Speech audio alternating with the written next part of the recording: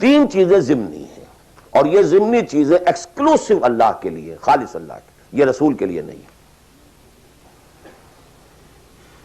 Number ایک، تعظیم کے کچھ مظاہر ہیں، سجدہ کرنا، قنوت، تعظیماً کسی کے سامنے کھڑے ہونا، ہاتھ باندھ کر، کندھے جھکا کر، یہ قنوت کہلاتا ہے۔ کھڑے ہونا تعظیماً، جھکنا تعظیماً،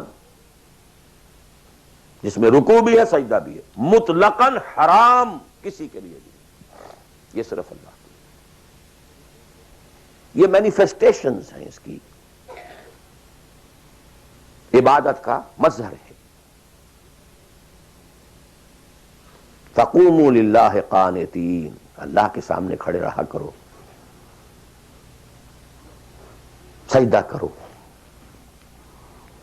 یہ اللہ کے سوا کسی کے۔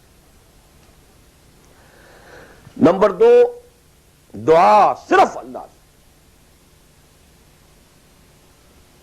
نہ کسی نبی سے، نہ کسی رسول سے، نہ کسی فرشتے سے، نہ کسی اولیاء اللہ سے، نہ کسی بزرگ شخصیت سے، کسی سے نہیں۔ لا تدعو مع اللہ احدا، رسول سے بھی نہیں۔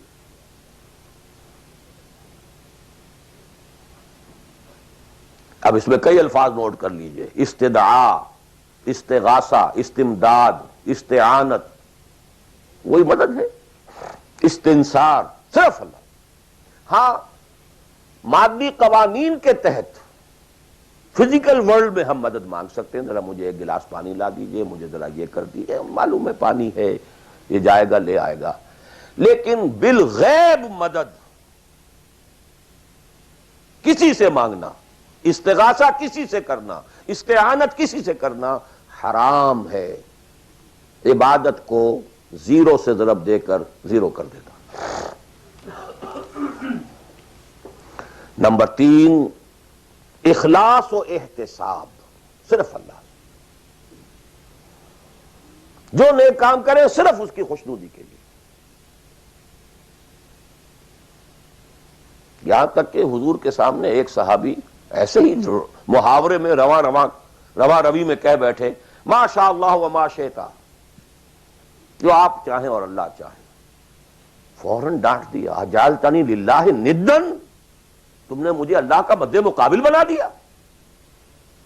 مشیت صرف اس کی ہے، وما تشاءون الا ان یشاء اللہ۔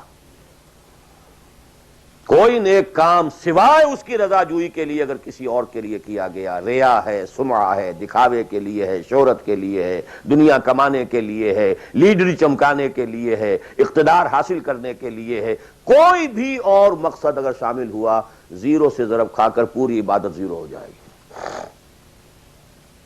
احتساب، بدلے کی توقع صرف اللہ سے۔